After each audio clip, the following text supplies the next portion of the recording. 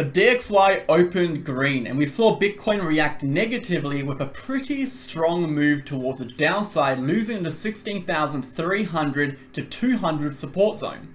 After days and days of tight consolidation, dropping volume and lowering volatility, a directional move was bound to occur. In today's video, we're going to talk about Bitcoin's direction, the short-term price action, a possible retest of 15,500, and our worst case scenarios. Let's go ahead and dive into the video. Okay, what is going on, MegaWhale team? Welcome back to the channel, guys. Thank you for tuning into today's video. We're going to go ahead and talk about Bitcoin today. So much has happened on the charts. We're going to dive in and talk about what we think is going to happen next and what this move actually means for the short term and how it can translate to impacting the larger time frame. Obviously, guys, before we get into it, smash the like button, hit the comment button, subscribe to the channel if you're new to the channel. We do daily Bitcoin videos, updates, and the most advanced technical analysis you will see on YouTube, keeping you guys up to date with absolutely everything you need to know. Of course, click the second link in the pinned comment down below to get access to our Telegram channel, charts, videos, analysis, information, so much more in this channel, guys, to help you guys understand and navigate the complexity of the cryptocurrency market to make sure you're always understanding what is occurring. Of course, if you're interested in our VIP channel, we do actually have a VIP channel here. You get access to all of our trade signals, analysis calls, and so much more. As you can see over here, trade signals are described with entries, targets, stop losses. Everything is set up perfectly for you guys to go ahead and execute. You can contact me to get access. Let's go ahead and get into it. So, quick summary on Bitcoin. We were in this pennant formation for quite some time. It was a larger time frame pennant, generally pennant, so less than 2 to 3 weeks. This was pushing 2 to 3 weeks. So we're moving towards a symmetrical triangle with the extension of this pennant and the extension of this consolidation zone. But we didn't really have that buying pressure or that volatility or even volume to push past this higher volume range. And as you can see in the VIP view here, our point of control being that 16,550 level. Now the point of control is that uppermost peak, indicating the point of a horizontal point, the largest amount of volume or the most trading volume going on. That is generally a pretty strong resistance zone, as the more trading volume, the more money, the more orders, the more resistance, the more support those zones particularly provide. So we did have this strong resistance zone sitting here. Above this diagonal trend line, we obviously had the 16,800 trigger, which we were unable to get above. And since then, we had this upward consolidation, but with decreasing volume, okay? An upwards consolidation, okay? Upwards consolidation with decreasing volume, okay? And decreasing volatility that generally leads to a downward move, a strong downward move, which is exactly what we saw. So let's go ahead and take a look at the broader markets, look at the data, then we'll come back to Bitcoin. So data for Bitcoin currently for the quarter, we are looking at a negative 16.77. Again, we're coming at the end of November now. We would like to see quarter 4 turn green. We have about a month and a couple days. Of course, if we do close red, that'll be the first 4 red consecutive quarters in a row for Bitcoin. We've never seen 4 red consecutive quarters, so it'd be pretty bad to see for Bitcoin. Coming up on the monthly, we're down 21.15%. A huge negative month for Bitcoin, the second largest red month of Bitcoin of the year. Preceding that, we had June at 37, so pretty negative for Bitcoin over here. Of course, coming down to the weekly, we can see 1.7. So we do have this phase of consolidation, a bit of stagnation in price before we get to the next directional move. Moving on, volatility. If we go ahead and refresh this, we'll see volatility is slightly dropping. Of course, it is making up for the fact that we have been pushing basically sideways for the last, 15 days, if not more, since the 10th of November, so 16 days, if not a little bit more. Again, it is a 30-day period. It takes average volatility over a 30-day period. Therefore, the current day volatility will not be showing up until tomorrow, but we can guarantee that it will have a shift in volatility tomorrow, some degree of spike. And volume has been pushing up. We know volume's up because liquidations follow volume. The more volume, the more liquidations, and vice versa. And again, looking at the price action, guys, we do know both volatility has gone up and volume's gone up because we've seen a significant move, okay? Generally in consolidations, we see decreasing volume, we see decreasing volatility, okay? And then when the directional moves occur or when these breakouts occur, we see increasing volume, increasing volatility, and the price moves. They kind of work hand in hand. Let's take a look at the rest of the market. So the DXY has actually broken up here. And if you watched yesterday's video, even the video before yesterday, the weekend, we were saying Bitcoin is most likely going to make the next big move, the next directional move, or the move out of this consolidation that we were developing here, okay? This pennant formation, okay? When the DXY opens. And the reason why it was waiting for the DXY open is because the DXY determines how the US dollar is going in the market. We already know that the US dollar is kind of inversely correlated to the stock market and inversely correlated to risk assets. So we see the US dollar gaining strength. It's generally an indication that these asset prices are going to fall. So that's a simple explanation for it. But when we see the DXY rise, we generally see assets fall. So we had the DXY break out of what was a descending resistance over here. As you can see, we broke out of it. Now the DXY is attempting to go higher. We are seeing some degree of resistance at this 106 level. For the DXY to continue upwards, we will need to see a break over the 106.6. That will take us to this 107.1. And again, this is a trigger for a continuation upwards. Until then, we do have points of rejection at these levels that can take us back down. We do have to be mindful of these. Again, the DXY doesn't traditionally follow technicals or structural analysis as closely as a lot of other markets, so we do have to keep that in mind. Moving on, the total cryptocurrency market cap, again, we'll come back to.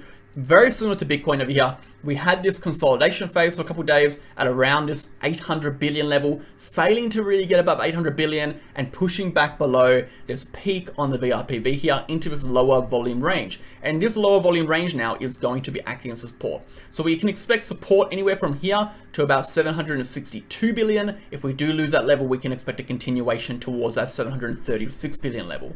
Moving on, the S&P, no, this is the Dow Jones, sorry. The Dow Jones has managed to stay above the 34,000 level, not looking very good over here, looking quite overextended. If we go ahead and bring up the RSI, we can see something very interesting. I'm going to go to maybe a 3-day chart to see if we can see this. And what we can see over here, sorry, let's go back to the 1 day. We can see some degree of bearish divergence. We have a falling RSI, okay? It is very slight, it's very slight. We have a very slightly falling RSI, and we obviously have this rising price action going over here. Okay, we extend it back to this one. We can see slightly rising price action. So very, very weak bearish divergence at the moment on the RSI on the 1 day, but nevertheless, still a bearish divergence, something to keep in mind in. The Dow Jones particularly isn't looking amazing, like we said, until we start clearing this high. Until we start clearing this level here, which is around 35,000, we're not looking too amazing on the Dow Jones. We're looking good because we are above this downward descending resistance, but we're not looking out of the woods yet. S&P 500, exactly the same thing, guys. We're definitely not out of the woods until we get over this descending trend line. You can see the peaks on the descending trend line over here. We did obviously retest it the 3rd time, which was over here in August, failing to push up again. And what we can see here is a pretty small support range, which we are currently retesting. Losing this low here will result in a continuation towards the downside. We will need to break above here for the market to turn bullish, right? For a market to turn into an uptrend, to officially break out of this macro downtrend, this bear market. We do need to break out of this downward descending resistance. Let's go ahead and get into Bitcoin. Let's talk about it. What is going on? Where will Bitcoin go? What do we need to see to go upwards? What do we need to see to go downwards? And then we'll take a look at the technicals and we'll go to a larger time frame. So Bitcoin, let's see. We have fallen obviously from the POC line, which is 16,550. No doubt about that. Straight rejection, strong rejection. We moved up and along the underside of this uptrending support line for quite some time, and we got heavily rejected. The rejection took us through this support range over here, which is sitting around 16,200-ish to 16,300. It has pushed us into this gap over here, okay, which is now a support range. A very weak support, but nevertheless, it is developing as a support, which is sitting around 16,050, 16,070. Quite an odd range for support. Nevertheless, it is still providing support. So what I'm expecting to see here now, on the short term, is we've just seen a significant move downwards. We saw a 3% move down. It's pretty significant for Bitcoin, guys, in consideration of historical price action. We haven't really seen a lot of strong moves. for the time frame this has moved down, I would say is quite a strong move towards it. It's a compelling move towards the downside. It's not a massive move, but it's a compelling move. I would expect to see some degree of support around this level, maybe some zigzags over here, maybe developing a new structure. I'd expect to retest this zone before we make the next move, okay? Breaking up through the zone, we'll talk about it in a second, but if we do retest and reject from a zone, the key level we're looking for again is a support. Losing this support lowest, losing this 16,050, 16,070 level, we can expect a retest of this major support line below us, okay? This major support zone. Now, of course, guys, if Bitcoin does head lower, the rest of the market will follow, okay? We can expect Ethereum to come down. We can expect altcoins to move down. We can expect everything to follow Bitcoin, okay? So if Bitcoin does go down, we can expect that. Let's go ahead and take a look at some technicals and talk about why, you know, this move downwards is very, very possible. And the main one I've been looking at lately, and the main one I want to draw your attention to, is the RSI. Let's take a look at the RSI. So as you know already, the RSI basically tells us what the momentum is. It tells us the speed and velocity of the price action. So generally what we're looking for in RSI, we don't really care about the particular points on the oscillator of the RSI, the histogram, sorry. We care about the shifts in the RSI. We care about the shift in momentum more importantly than the exact point on the RSI. Sometimes we do have diagonal levels which we break down from, or horizontal levels that have provided areas of resistance in the momentum that we do break from, but the reasons why those points are important is not because of the individual point on the histogram, but the actual shift in the momentum that occurs when those levels are overthrown or rejected from or overtaken. So we have this uptrending line over here indicating, well, obviously an increase in momentum. Momentum's been increasing. Now, the interesting thing is, while momentum's been increasing, we've had decreasing volume, we've had decreasing volatility, so I've got a very itchy nose, and we've had obviously falling price action. That's where it becomes interesting. So I've had falling price action, decreasing volume, decreasing volatility, okay? Falling price and rising momentum. That's a clear discrepancy that is indicating a bearish RSI, a reversal pattern. So that does indicate, or should tell us something over here, which we can expect this trend to continue towards the downside. Now, obviously, like I said before, we will need to be actually breaking down from this low over here to see any sort of continuation to the downside. Until then, that is support. Until then, our indicators are going to be lagging to an extent, and we can actually find support and bounce from that level. Again, right now is not the time to be taking shorts, guys. You should have been taking shorts around about this level here, potentially higher. We took some shorts on Bitcoin over here. We took some shorts on Ethereum at around this price over here when Bitcoin was at this price, and we're in those shorts now. Taking shorts now, not ideal. Next point to take shorts is when this level is lost, or when we see a rally up and a clear rejection from this level. That is when you should be looking to take shorts. So no more shorts here, no more new shorts at least, okay? You want to be front running these moves, you don't want to be entering late, okay? Particularly on a 3.5% move towards the downside. So let's go back to the hourly chart and talk about, for the short term at least, what we expect, or what we would like to see for a move to the upside, and then we'll zoom out and talk about the macro picture. You know, where can Bitcoin realistically go on the larger time frame? Where can Bitcoin realistically go on the smaller time frame? So on the larger time frame, of course, this downward descending resistance, this diagonal resistance, is still going to be acting as the major ejection point for Bitcoin. Along with that, our horizontal ejection points are the point of control level 16,650 and the major trigger 16,800. For us to see any sort of bullish price action, any sort of reversal, any sort of indication swings to the upside are possible or likely, we need to see a combination of these three levels broken: the POC, the 16,800, and the downward diagonal resistance. Those levels need to be broken before we see any sort of continuation to the upside. The continuation to the upside, guys, will take us to a 17,300-ish level, but we're looking for a max move of about 18,165. And the reason why we say 18,165 for the new people on the channel is because not only do we have obviously very clear resistance on the smaller time frame here, but if we go to a larger time frame, the 18,165 level actually indicates that upper part of that support zone we held for about 4.5 to 5 months between June and November in 2022. Very important rejection point. So going back to the smaller time frame here, guys, what we can see again is a very clear rejection. We are waiting for that move towards the upside. If it does occur, we'll be looking for longs at that point. We're looking for a continuation upwards to about 18,160 one level, which is a clear market-wide resistance. At that point there, we'll be looking to take shorts, looking to sell. Breaking above that level will be very, very bullish. That is a short term for Bitcoin towards the upside. Until then, guys, we are very much in a downtrend. It is very strong towards a downtrend. We have a lot of strong resistances above us now. You know, even if we start clearing these levels, we get up to 18,161. This is a significant resistance. This is a huge, huge resistance on a chart. We have a lot of resistances sitting above us. It is really not looking too amazing for Bitcoin here on, well, realistically any time frame. Go to a 4-hour chart here, guys. You can see very clear consolidation rejection from the 50 EMA, smaller time frame moving averages. We're looking at, you know, the 4, the 15, the 17, the 22, the 26, the 28, and the 32, all realistically getting rejected here, indicating, you know, we had this consolidation, we had a chance to move upwards, we didn't have the volume, we didn't have the price action, the volatility wasn't there, and we didn't push up. We didn't have that possibility to break through that resistance. It got rejected again. We are pushing towards this lower end. Moving out to a 12-hour chart, let's see what's happening here. Again, rejecting on these smaller moving averages. You can see again the POC line. The majority of this historical trading volume is setting up around this level, an area in which we have now been heavily rejected from. So I guess we can't expect any move towards the upside, guys, realistically, until we are able to reclaim this level. The next area I would be looking for longs in is if we do come down and find a decent amount of support in this lower range between about 15,800, 15,500. If we do find a decent amount of support in this range, any signs of reversal, I'll be looking to take longs there. Again, I'll be looking to close off my shorts around this level as well.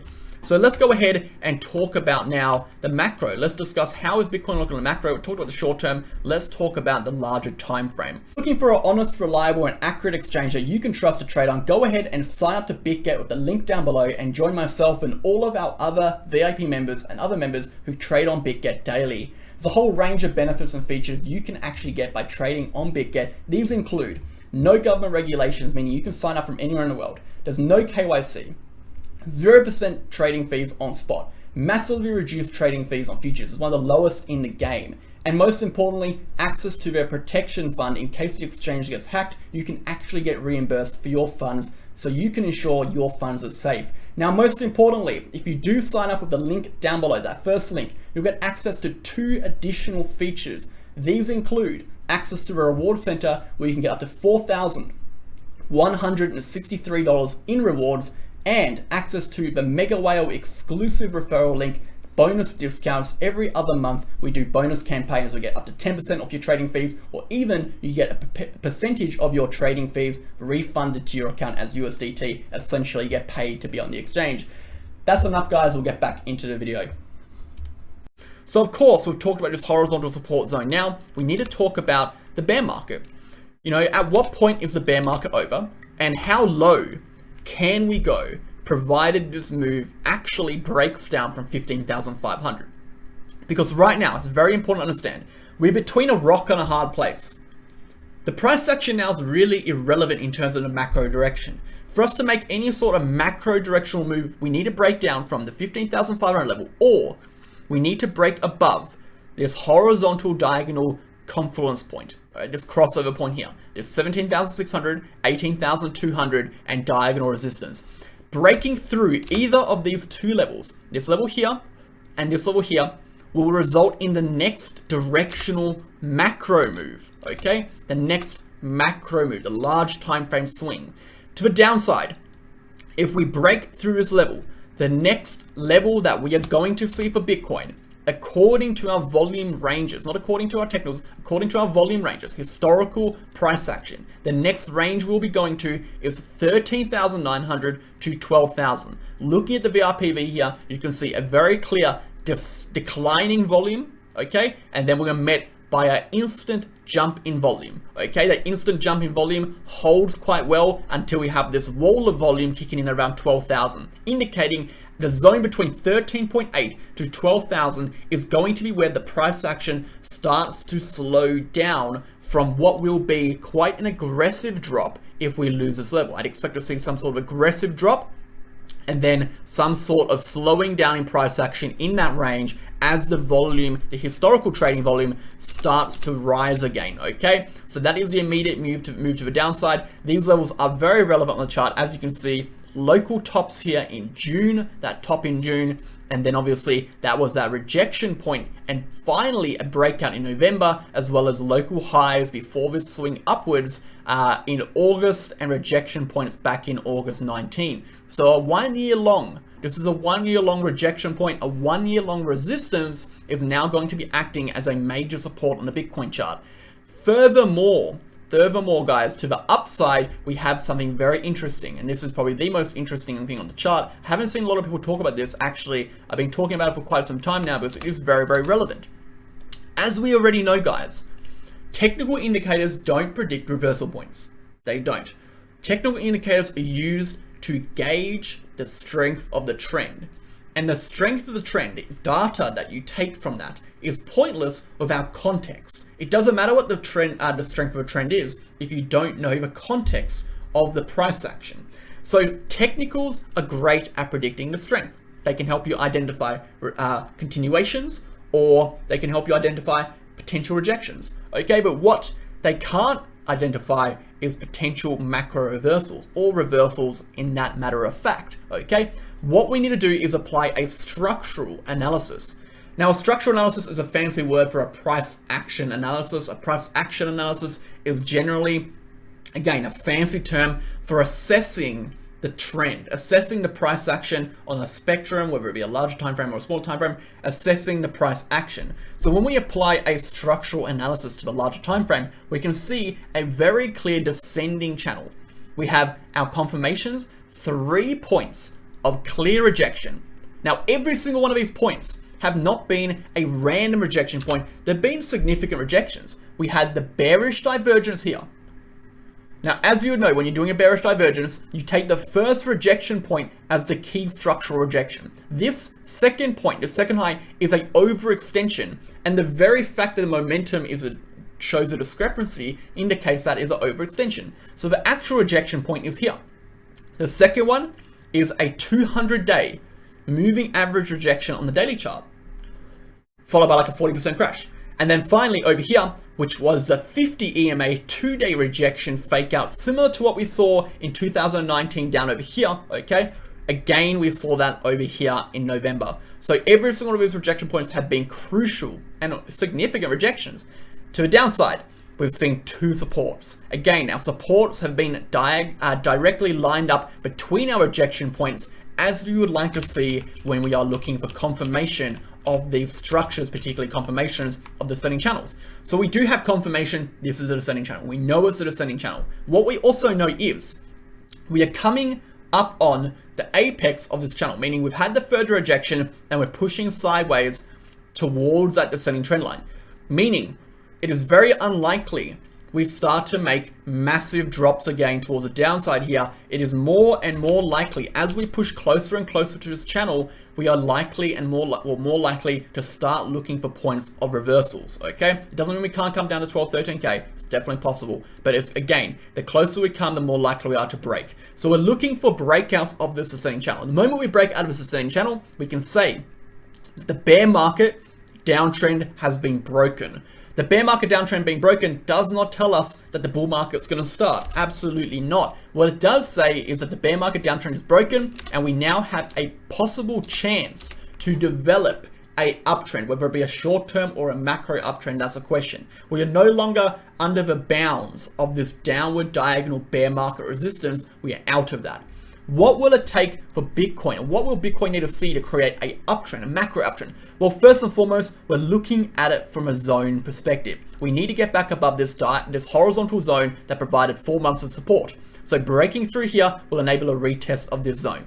This zone here, very important. This was a crunching zone of December 2020, which we can see over here, which basically initiated or propelled Bitcoin into a significant move, that first leg up in the bull market. That's when people really started thinking, okay guys, the bull market's back. That's when altcoins, that's when DOWJ started pumping off. That's when everyone's attention started drawing to crypto around December, January, February, okay? We're looking at a breakthrough at level. Breaking through at level sends us very clearly to 30K. This is where it gets very interesting, because 30K is the yearly low support line for the bull market. What am I doing here? the yearly low for the bull market. You can see over here, this is the yearly low. So breaking back above that level sends us into a macro uptrend. We are officially in a macro uptrend above 30,000 again, okay? Very clear. When is the bull market initiated? Well, to say a bull market is back will be telling us we're going to a new all-time high, and that will occur when we break 48k. Breaking 48k, whenever it may happen, will send us into a new all-time high, okay? I'm not going to say when I think it's going to happen. I honestly have no clue when we're going to see any of this play out. I genuinely don't know when we're going to see 48k. I don't know when we're going to see 30k. I don't really care because I'm not a macro trader. I trade the short term, I trade dailies, I trade hourlies, I trade 30 minutes, I scalp trade. What I care about, ideally, is what is happening here. This is what I care about the most. This is what I'm personally trading. This is what I trade just so I get my members to trade. It is nice to know what's happening in the macro so you have plans to execute and you understand the context, again, the context of your analysis. But to take a trade based on what I think is going to happen in 12 months or a year, I just think that's pointless in my opinion, okay?